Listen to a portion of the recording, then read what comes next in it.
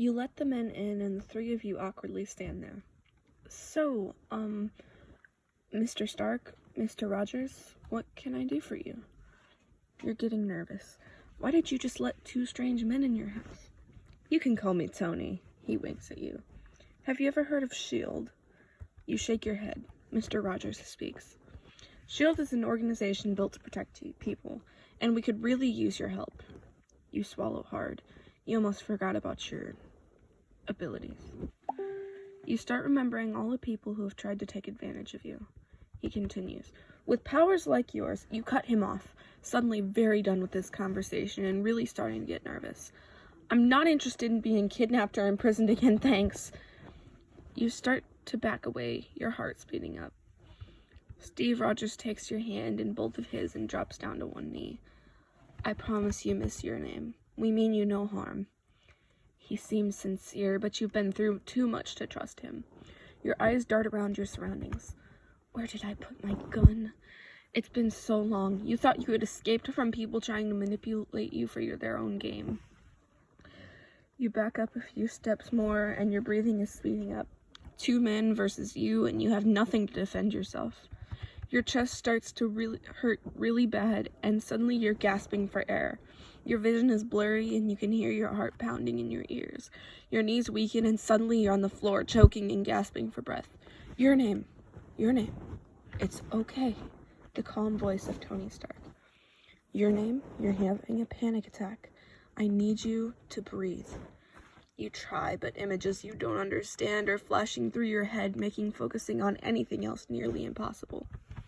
I swear, Mutt, you will listen to me or get thrown in the pound. I'm not a dog. Your foster father steps towards you, balling his fists. Your foster father steps towards you, balling his fists. You want to raise your voice at me again? Your head pounds so hard it feels like something is taking a sledgehammer to your head. Then all at once, everything goes black. You wake up on your couch. The two men are gone. You sit up and see a note on the table next to your couch. It's from them. You read it, and it's about how they mean you no harm and don't want to kidnap you and blah, blah, blah. It says that they need your help, and if you come work with them, they can offer you protection against anyone who tries to harm you. There's a phone number at the bottom of the page for you to call them, and a winky face? You set the paper back down and rub your eyes. That was quite the episode, darling. You look up and see Loki a few feet away from you. You're irritated and sad and just a whole mix of emotions. Would you people please just leave me alone? You grab your blanket and curl up on the part of the couch farthest from him, too exhausted to deal with him. Excuse me, I am not a people. I am a god. You don't have the energy to deal with this right now. You feel a tear roll silently down your cheek. You don't respond, and he comes over. When he touches your shoulder, you turn and push him away. Please, just leave me alone! What did I ever do to you?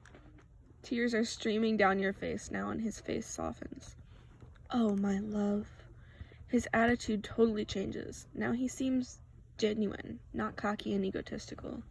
He sits down on the couch next to you and wraps his arms around you. You don't have the strength to fight it. I wish I could fix it, your name. I do, but the only thing I'm good at is ruining everything I come into contact with. There is true sadness in his voice. You don't know what he's talking about, but being in his arms feels right. You wiggle farther into his arms. It's broad daylight, but your eyelids go heavy, and before you know it, you're asleep. It's dark out when you're snatched from your deep, dreamless sleep by flashing lights and sirens. Loki! Your name! We know you're in there! Come out with your hands up! Loki is there, looking as startled as you are. He has his arms wrapped firmly around you. We have you surrounded! Come out with your hands up! You look around. What's going on? You look to Loki. They're after us, your name. Do you remember yet? You're confused. Remember what? He curses under his breath. You recognize the word he says in Asgardian. Why do I know Asgardian? Come out with your hands up or we will come in. It sounds like the voice is coming from some kind of speaker or megaphone. Your name. I need you to trust me, says the man who broke into my house. but he seems fully serious for once, and for some reason you do trust him, though you don't understand why. You nod your head slightly. Okay, love, follow me. He takes your hand and leads you to the basement. He takes you to a specific spot in the concrete wall. I need you to open this and close it behind us. Can you do that? You don't answer. You just walk up to the wall and place both your hands on it, closing your eyes. You focus and the wall starts to part. You haven't used your powers in a long time and it's kind of difficult. Pictures you don't understand flash through your head. You go through the dark space you didn't know was there. You close the wall behind you and it's completely dark. Loki? I'm here, my love.